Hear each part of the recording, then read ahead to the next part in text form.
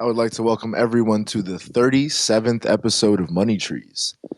You know, the African diaspora continues to lead the way for art and technology when it comes to talent in Web3. Today, one of those talents joins the show. They are an artist, illustrator, fashion designer who's been making waves in the NFT space. Jenny C is here with us. How are you doing today, Jenny? Hi.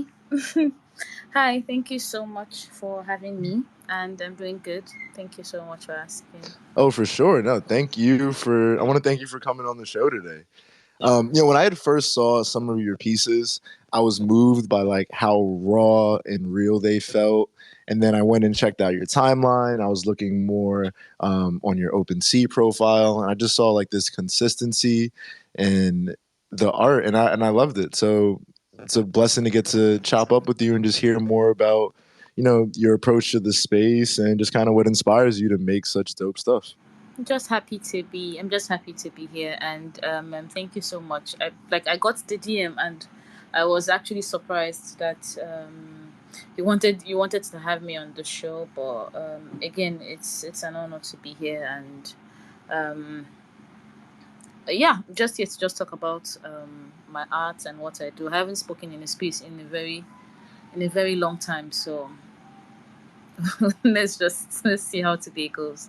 Hell yeah, hell yeah. Money Trees, very loose format. I have a couple of questions that I just personally had, and I think that a lot of people will probably be wondering similar things. I saw that you've been a full time artist since October of last year. Now, is that due in large part to NFTs, or do you also work in a more traditional art sense? I would say in the more traditional art sense, because even by October last year, I wasn't even in the NFT space. I joined the community in December, so I was into fashion illustrations way before getting into NFTs. It's what I did for brands where I currently live, and I also work for international brands as well, like freelance. So it's been a full time career for me way before I got into NFTs. Oh, that's fire. So, do you remember how you first even discovered NFTs? Like, what made you want to get into this space?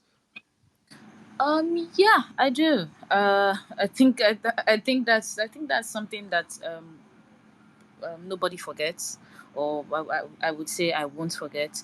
I got into the space. I got to know about NFTs before December. I think around August through my friend Kiel. He's not here, but yes, I got to know about NFTs through my friend. He was already in the space by that time, so he just kept on like pitching it to me. Okay, oh, you would want to be in the space. Let's try and onboard you. This is what you should do.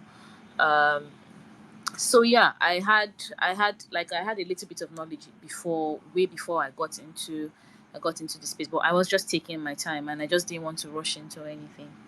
I think the taking your time piece is really, really important, especially when you're first trying to figure out how it makes sense and like how it fits into your art world.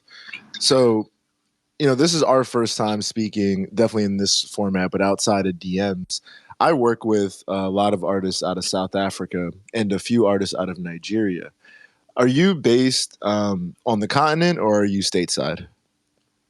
I was born and raised here. I'm still in Nigeria. I was born and raised in Delta State.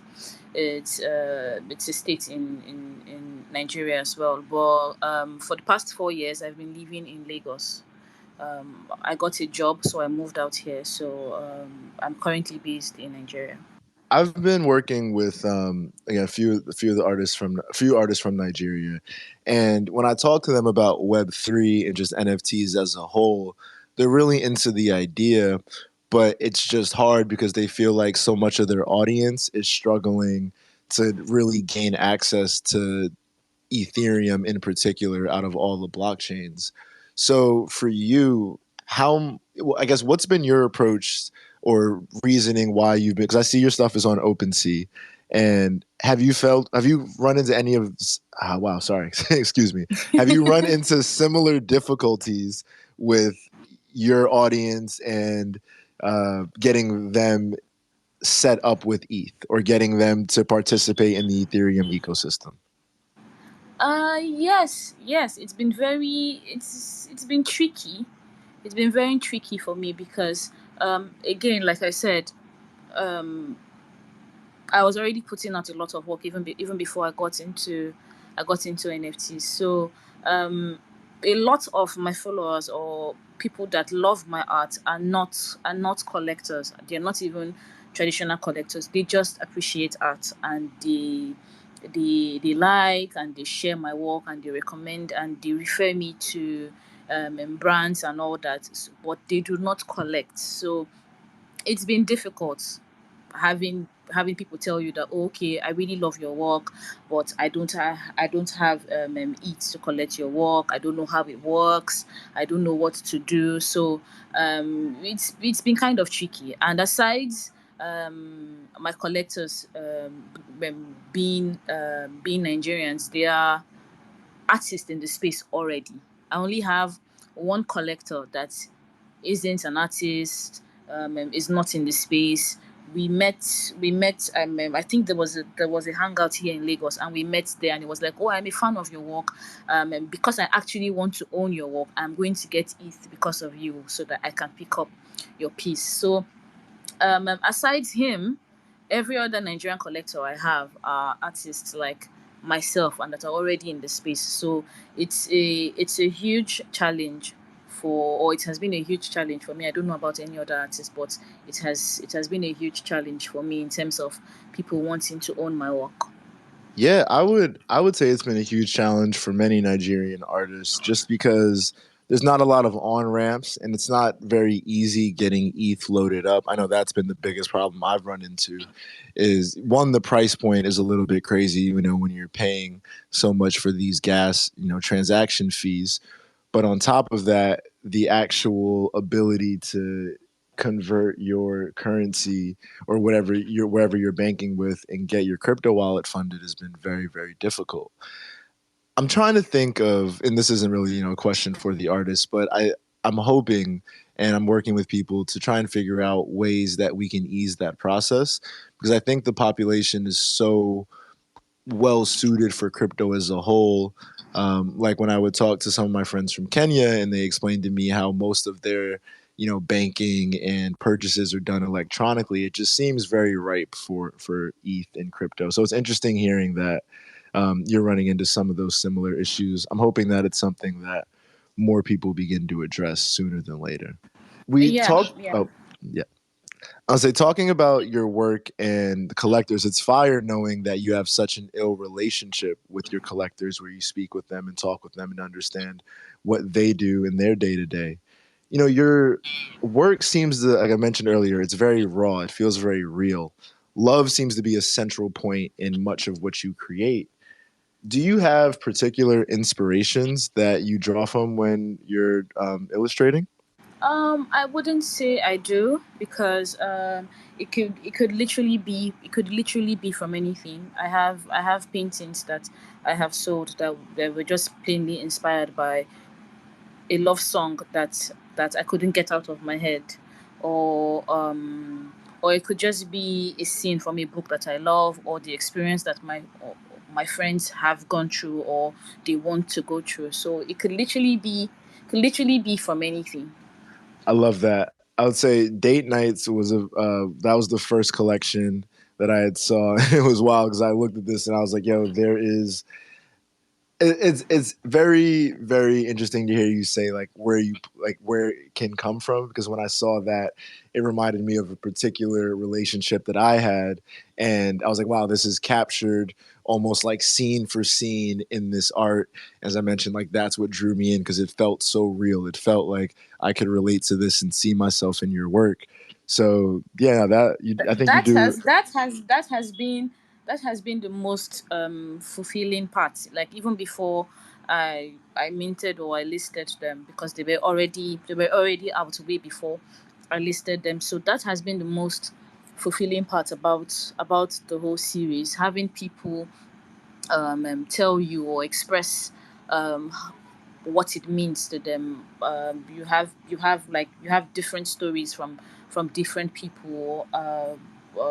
as some form of expression. Okay, I've had people tell me, I like I wasn't confident enough to say something to the person that I wanted to say it to, or the person that I found attractive, and I sent them your art was some form of icebreaker or an opening for me to speak to them or express myself to them. So I would say more than anything that has been the most fulfilling part about the series, just hearing everybody's stories and how they relate to it.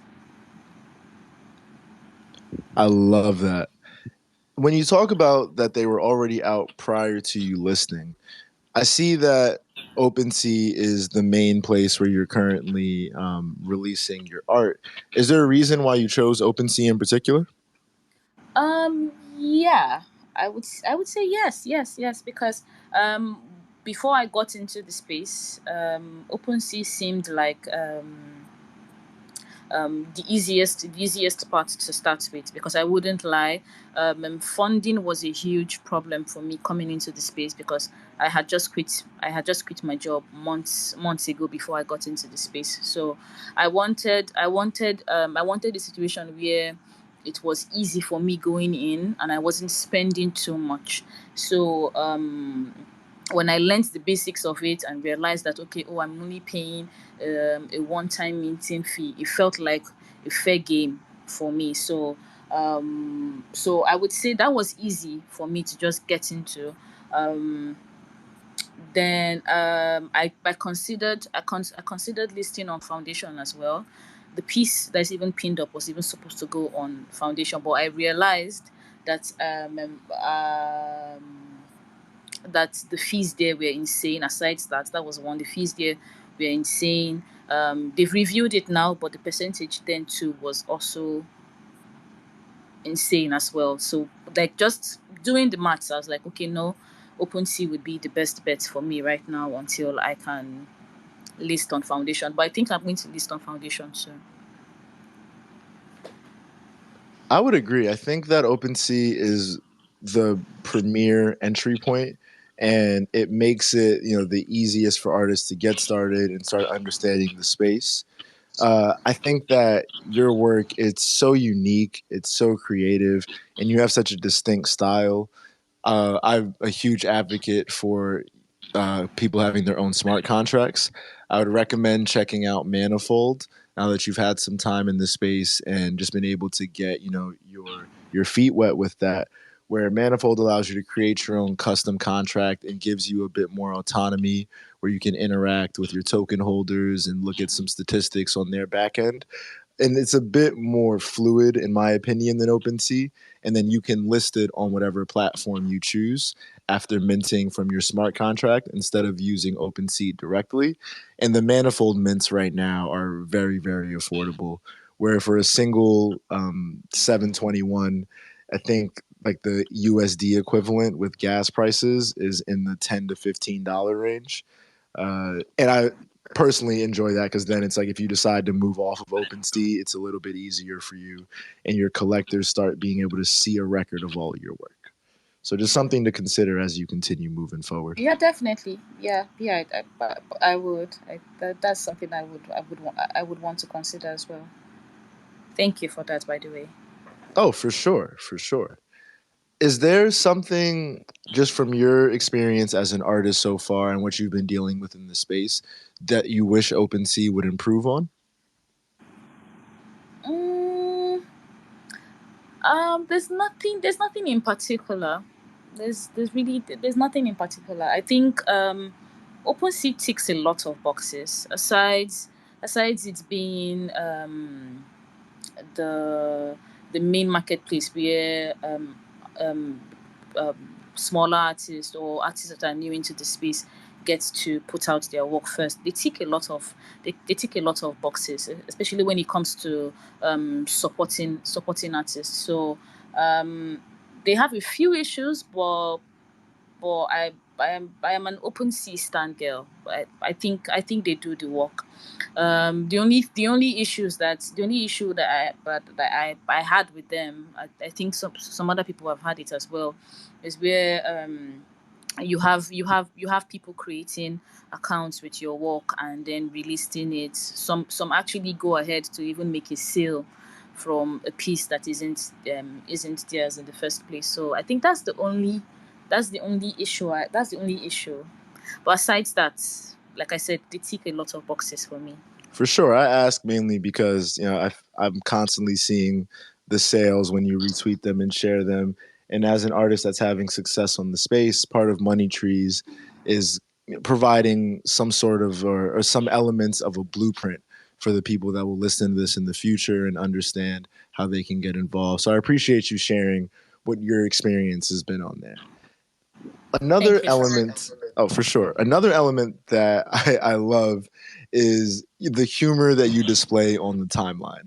And I do want to touch on that very specifically, but in particular, it's great. It's like, so yesterday you were talking about, or I believe it was, yeah, yesterday, you were talking about some of the fits on the red carpet for the Oscars. And it was like the passion at which you were disgusted with some of them had me crying. Like I was literally looking at this like, yo, this is jokes. And you being a fashion designer, I realized that that's something that hits close to home. So we're gonna circle back on some of your great tweets. But how did you get started in the fashion world? Okay. Fashion has always been my first love from way back. From way back. My parents are very fashionable people, so that's where I picked that from. I'm a music head as well. I picked that from my parents. So I would say the greatest things that I picked from my parents are fashion and music because they mean the most to me. So growing up, and I was a tomboy as well, so I was always trying to mimic my dad's look or mimic the looks that I would see on old music videos as well. So fashion has always been there. So from watching fashion shows to watching red carpet looks on I was there.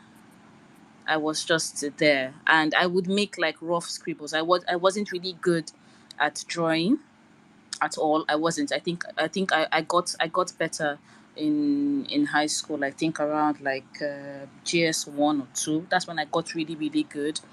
But growing up, I actually like when I could handle a needle because my mom sews as well. So she taught me how to hand stitch. So when I would go to her store with her, there was a tailor close to her shop as well. So I would go there and I would get the materials that she wasn't using anymore, and I would take them home. My mom taught me how to like cut patterns for dresses, and I would make little dresses for the dolls that I had. Like I would have a full fashion show with all my dolls. I could pick a particular occasion I wanted for the weekend. It could be a fashion show, it could be a wedding, and I would make mini outfits for all my dolls. So but school came in, so I had to cut back on a lot of my shenanigans or playing around. I had to cut back on them, and then I faced sketching solely, and I had to stop that as well too because obviously I had to face school. So I got back into fashion again. My third year in uni, we had a long break, and I just didn't want to be home. So I got my first job in I think 2015 or 16. Yeah, I think I got my first job. I was a fashion illustrator for a unisex brand. So that was the first job I ever got. I worked there for I think about 3 months till my holiday was over, and I had to go back to school. So I went back to illustrating again, and then my elder brother was like, okay, you already illustrate, just put it out on your Instagram. Like you don't have to keep piling. I had a lot of sketch pads, like where I would just design stuff and it would just be in my wardrobe and just gather dust. So my brother was like, okay, just take pictures of them and just put them out on your Instagram. So that was what kicked off everything because I made sketches for some brands here in Lagos. So that was where I got scouted by a brand, and they were in contact with me for months because I was graduating from school the following year. So they just kept on telling me, okay, when you're done with school, let us know so you can come out here to Lagos and you can work for our brand. So that was what kicked off everything basically. So I moved to Lagos in 2017. Immediately I was done with school. I just moved here to just work for the brand. So that was what started everything. Yeah, I love this fashion origin story. Thinking about the fashion shows and that's so pure, and I think that the way many of our passions develop are like that at a young age, where you kind of see it from your parents and then you're able to take it and put your own spin and twist on it. So I have a question for you in regards to the NFT space in fashion. Do you see there being any natural overlap? And if so, are you interested in, expanding some of your Web3 work beyond just digital art and potentially into something a bit more fashion oriented? Definitely, definitely, it would. Uh, I actually can't even wait for it to happen. The thought of it is already very exciting. So definitely, I would want it to be. I would want it to be more. Um, I have been very, I would say, nervous because most of my work that I have sold on from OpenSea, my collections that sold at haven't been actually very fashion inclined. They are more on the passionate side. But my recent painting that was listed is more fashion inclined, and that was just a way of me testing the waters because going forward, I want to shine more light on the fact that I am a fashion designer and not just an artist that makes erotica. So my latest piece is my own way of pushing the main part of what I love about being an artist. I love that. I think that finding ways to showcase more of what you're about and the things that are important to you are crucial to any artist's growth. And so I'm excited to see how you can incorporate fashion more into the Web3 space. Yeah, I One, think I think I'll just oh, pin that up now. So it's so you said. I don't yeah, think you. yeah, pin it for sure. Yeah. One element of yourself that I feel like you showcase very well that I was alluding to earlier is that humor, where you have some great retweets, some great quote retweets, whether it be soccer, well, football, music, or fashion related. And it's a pleasure. It makes it, again, I followed after looking at the Date Nights collection and coming across the art, but I'll say I stayed for the continual great Twitter content. Like your timeline is golden. We touched Thank on, you. oh, for sure, Thank you yeah. because I was very nervous about that, and I think at some point I lost a couple of people that followed me solely because of the art, and I always put it as a disclaimer that aside being an artist, I don't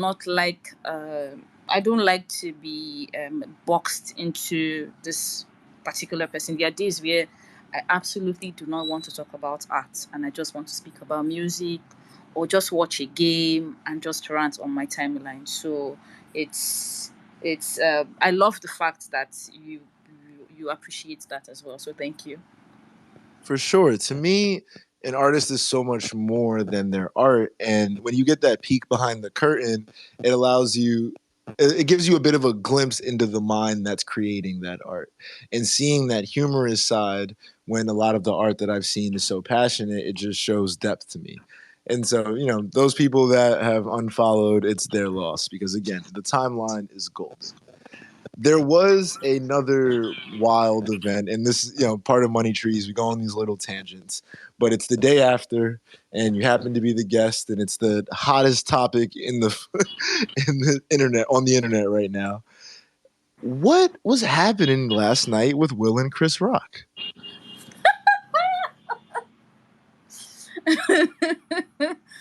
Are you That was the Team first. Will or are you Team Rock? Tell me That that. was the Team first. Smith, That Team was the Rock. that was the first thing I woke up. I woke up to. So it was quite. Um. So how do I answer this? I wouldn't say. You know how you say you do not condone that kind of behavior, but you understand. Yeah, absolutely. That's my stand because would I go on stage in front of everybody and do that? I think not, but I understand at the end of I the day. I agree At with the you end of the there. day, at the end of the day, we are all humans. But would I go on stage and do that? I might not. Maybe I might wait for the end of the show to actually throw hands or something.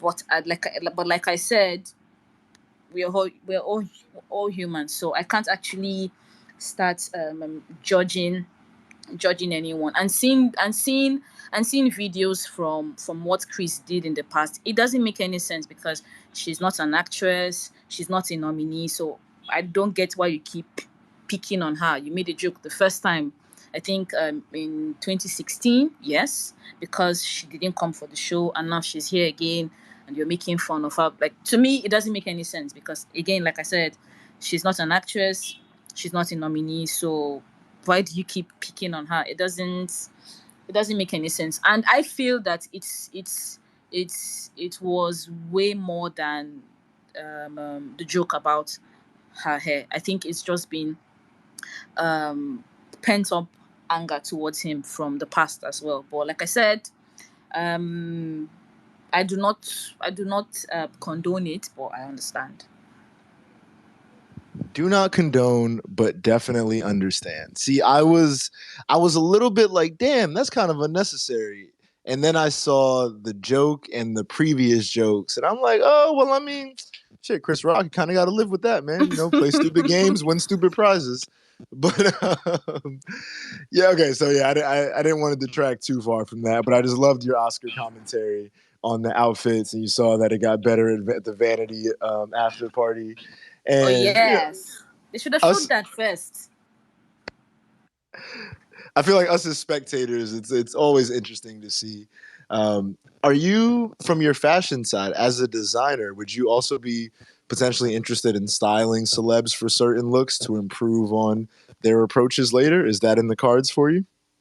I've actually worked as a stylist here in Lagos, so definitely. Oh, fire, fire. The job that I quit last year, that was basically everything that I did for them. Aside managing and creative directing, half the time I got to style most of our clients, especially if they had movie premieres or anything. So all they did was just give me, if there was a theme for the premiere or a certain mood they were trying to go for, all they had to do was just give me the brief for it, and I would come up with everything from hair to accessories to outfits and just put everything down in a sketch. So it's something that I have experience in. Yo, Jenny, this has been really, really eye opening for me in particular. Seeing the art, seeing the seeing the tweets, getting to hear you talk about your how you got to this. I won't say your past, but how you got to this point. What moves you? What motivates you? Your approach to your craft. It's all very, very, very, very, very, very, very, very fire context. And Thank you. I've been saying this where I feel like the context helps everyone else understand what's going on behind the art. I'm very excited to share this episode. I'm very excited for more people to learn about what it is that you're building. Hopefully, there's going to be a collector or 10 that hear this in the future and come into your world and are able to appreciate your digital art. And maybe by that time, there will be more fashion included. Before I let Definitely. before I let everyone go, I ask two questions. My first question is going to be, what is your seed phrase? And now I know in crypto, in the Web3 space, your seed phrase is normally your account recovery key. My issue with that is seed phrase doesn't sound, it's not like scary, you know? Seed phrase to me, it doesn't scream, oh my gosh, if I lose this, I lose access to everything. And so here on Money Trees, we're repurposing seed phrase because you came on the show today, you planted seeds, you talked about ideas and concepts you'd be working on and taking into the future. Your seed phrase on the show is going to be a saying, a quote, a slogan, a lyric that you live by that embodies your approach to your career, to your art, to your craft. So, Jenny C, what is your seed phrase? Hmm. Okay. I would have to. I have a lot actually. You can I have have. more than I one. have. I have. I have a lot actually. I can be very dramatic sometimes. So I have a lot, ranging from just simple terms to Bible verses to exclamations in my native language. So there were a lot. There are a lot actually, but I would say the one that I live by the most, because I tend to get into my head a lot and overthink things. So I would say the one that tops the list for me is um, living in the moment, because again, like I said, I have there's a tendency for me to overthink things. I was this close to not getting into the NFT space because I was thinking about everything that could go wrong. I was just thinking about all the negatives and thinking about everything that could go wrong. And at the end of the day, I just had to just tell myself, just go with it. What's the worst that could happen? So I would say living in the moment is at the top of my list. Yeah. Yeah, I freaking love that because I would identify myself also as an overthinker, and I've been rocking anytime I start overthinking, I'm just like, yo, one problem at a time. And that's been the thing that I keep going back to recently. But living in the moment is an even more eloquent way of saying that. And it says it in the positive. And I'm always here for that. So living in the moment, it's a beautiful seed phrase. My second question is we have the one of one Money Trees number 37 note that will be listed after this episode. What will the price be for this note? We see when it comes to pricing, yeah, I'm the worst person to ask about that. Never know what to do when it comes to pricing.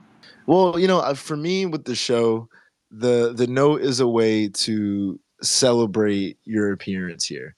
I think that the NFT space hasn't quite figured out audio yet, so I'm not super huge on these episodes get recorded and they get shared on traditional podcast platforms and YouTube, but it's still not a great distribution method on the blockchain. To me, what the blockchain is great at is digital art. And Yeah. so I work with my artist on creating these notes that represent the guest. And then we list them as part of the Money Trees collection. The guest gets 50% of the sale moving forward.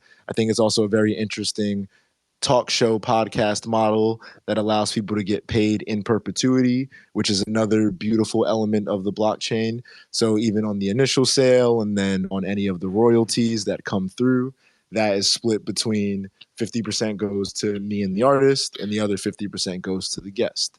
And so it's a fun way to me to find a different business model for it, but at the core it's a way to permanently etch this conversation into the history Into of the what Money blockchain. Trees will be. Yeah, exactly. Yeah. So pricing has gone as low as free. We had our first ever free one for episode 35, and as high as I think 819 ETH, which I'm like, hey, I guess I got to make this the best talk show to ever come out of Web3. So those get sold, but I'm here for it. So you have quite the range to choose from there. Yeah, there's no set pricing. I think that everyone I have on this show will go on to do amazing things, whether it's a week from now or 10 years from now. And the beauty of the blockchain is it's there in perpetuity. I won't say forever. And so, yeah, when whatever price you have it listed at, I can almost guarantee it'll be sold. So yeah, don't overthink the price. Well, before anything else, thank you so much for this. It's a beautiful way for artists to be heard and to feel seen. Oh, I lost you. I heard you after. I lost you after scene. Man, it's so real quick. Twitter Spaces be wilding because I have my other phone going as the other account in here, and so I hear you on a bit of a lag. But on this, like where my headphones, I can't hear you at. Last thing I heard was the beautiful way for people to be seen. Okay, yes, I was saying it's a beautiful way for artists to be seen and to feel seen because it can feel like you're invincible sometimes. So again, like I said, this is a beautiful opportunity for artists to feel seen and appreciated. So thank you for doing this. Thank you so much. Thank you for real for coming on. Like I was moved by your art when I first saw it, and I said I stayed further for the humor that was displayed. I felt like we would have a great conversation, and you were super welcoming from when I reached out. And to me, that's what it's all about. The idea of a money tree. I've said it before on the show, and I just see Dara joined. I said money isn't real, and he was a guest on here, and we talked about that and this art, the connections that come from the art. You mentioned it earlier. Some of the best moments you've had are when people are able to say how your art was able to allow them to form a connection.